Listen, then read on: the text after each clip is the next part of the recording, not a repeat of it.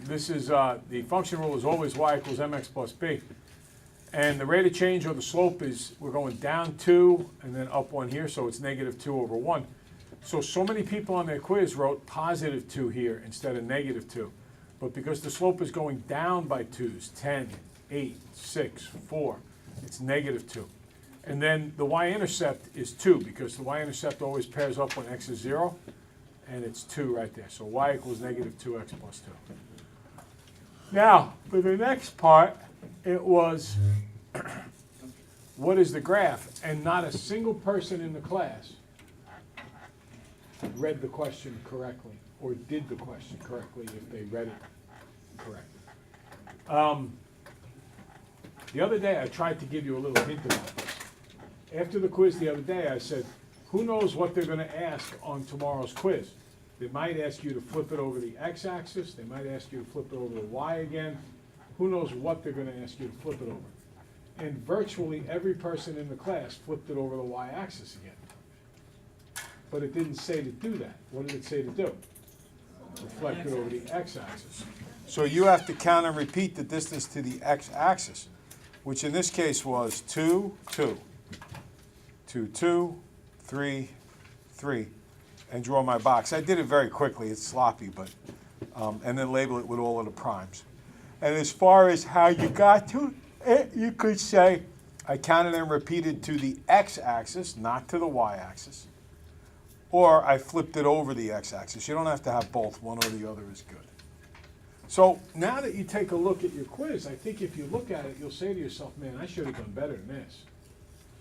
And I think it's pretty symptomatic of the fact that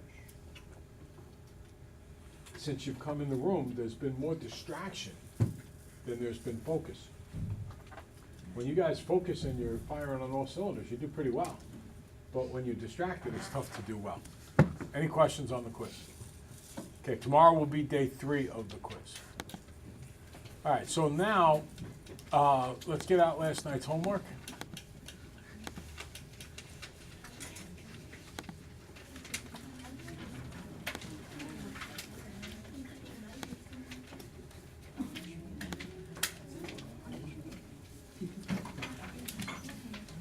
Okay, so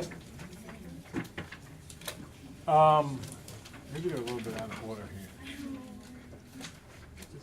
I'm not sure everything is in the exact right order. I hope it is.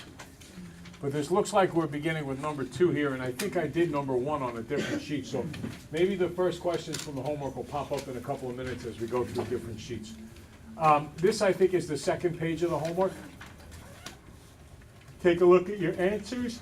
See if there's anything you want to ask about. If there is, I'll be happy to go over it.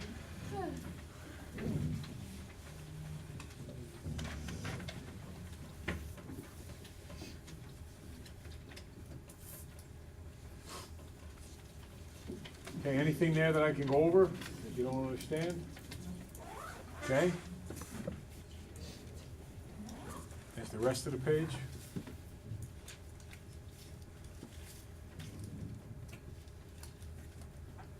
If you have questions, pop your hands up.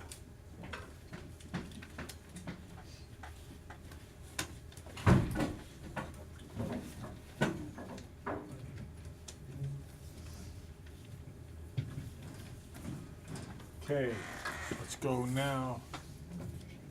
Number 6.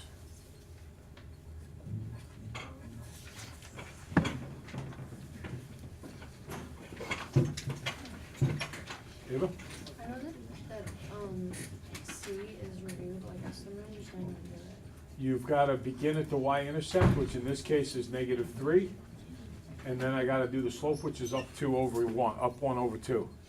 So here's negative 3. This is where I begin. How'd you get? Oh, I want to get the y all by itself. So the first thing I got to do is get rid of the x. So that says plus 6, so I got to do minus 6.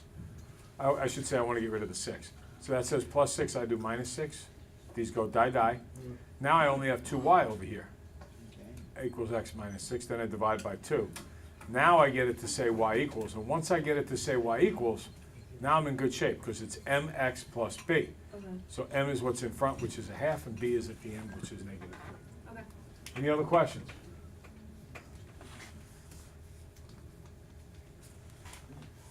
I didn't do every single question on the homework. I skipped some of them just because of the lack of time that I had to get this done. Okay?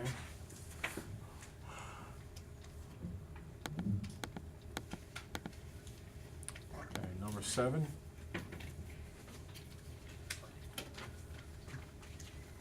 There should be no whistling. Just check off your answers here. If you have any questions about them, raise your hand. You'll notice on letter D, this time we are reflecting over the y-axis. It's always very important to pay attention to which axis you're reflecting over. Any questions? Okay, let's go to the next page.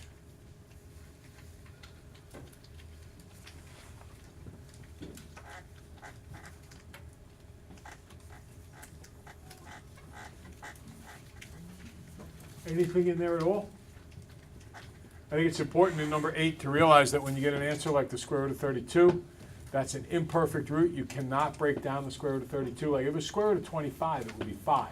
Square root of 9 would be 3. Those would be rational numbers. But when you can't break it down, it's irrational. There are some translation answers.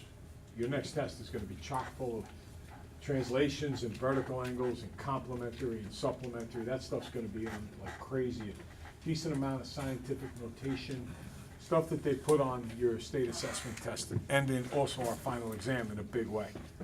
Any questions? Okay, scan number 9. This is what we've been working on in class lately. Check it out, see how we're doing.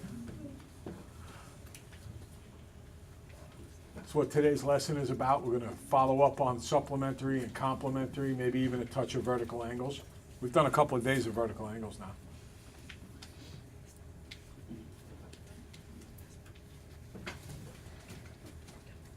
Any questions on these? All right, I want to go now to today's Do It. And here's the answers to the Do It.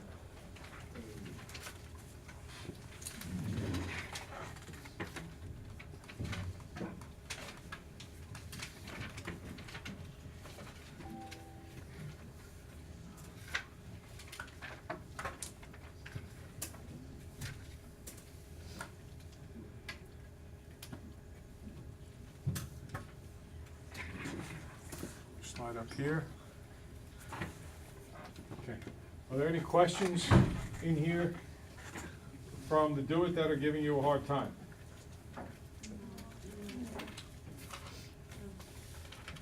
No, we're looking pretty good? What is the first question?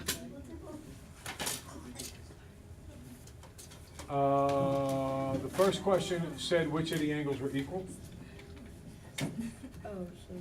So it's 2 and 4 that work out to be equal. All right. So now we get into a little work on what we did yesterday. And it's at this point in time that thinking mathematically is extremely helpful. How do I say this? I'm recording this, so I have to be really careful how I say this. Use it against you. Yeah, my wife is the one who would use it against me. Turn off the recording and turn it back on. Yeah, no, I'm not going to do that. Just cover the microphones, dude.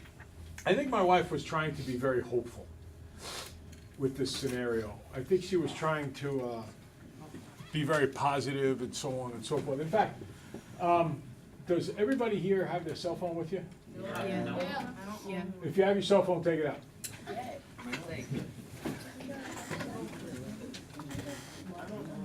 Go to Safari or whatever you use. I will pop it up on my end here. And what I want you to do is type in this URL here at the browser, mansbestfriendphotography.com.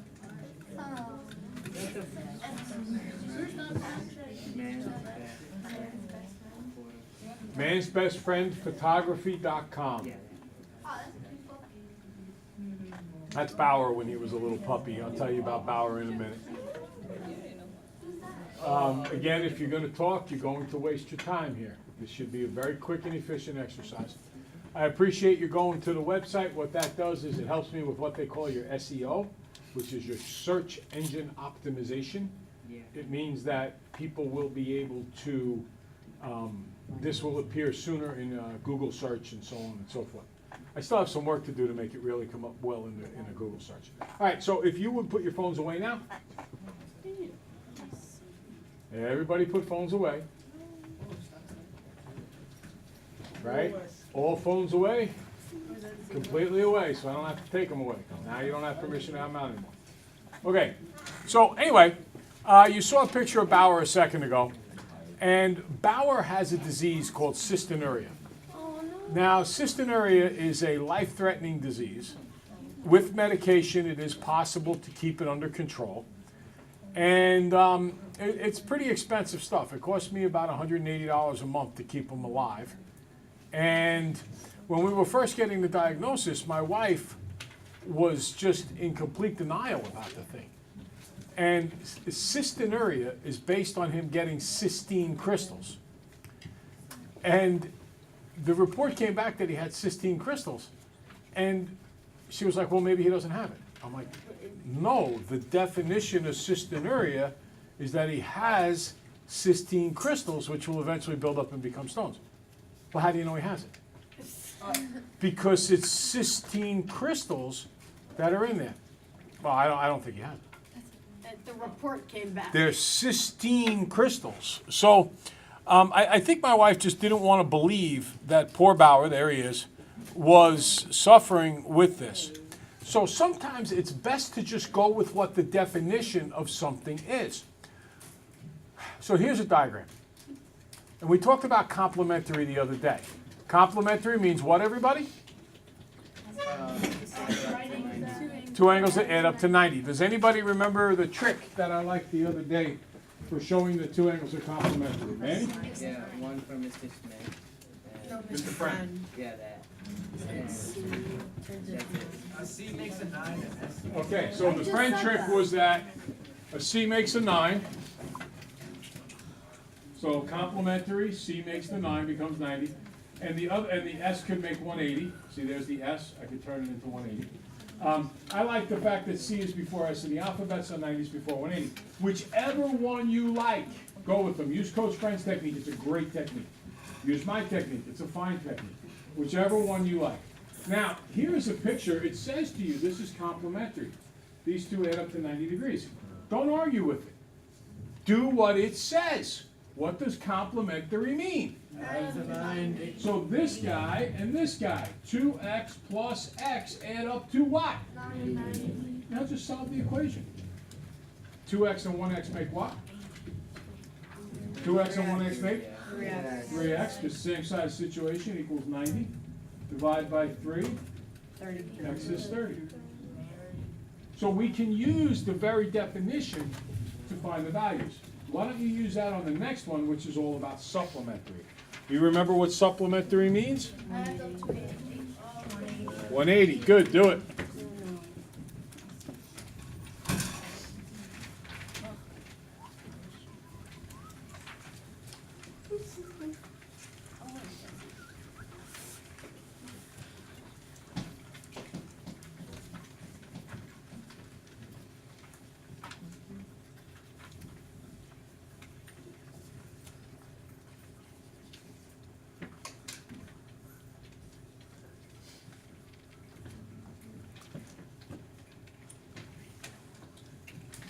Okay, so what do these two angles add up to? 180. So 110 plus 5n is 180. Because that's what it says. Supplementary means adds, there's the add, to 180. So what do I do first? Davis? You subtract 110. Good. Die. 5n is 70. Then I divide by 5, and what do I get? N equals 14. N equals 14. Excellent. Okay. The next one says that they are complementary. Do it. What does complementary mean again, guys?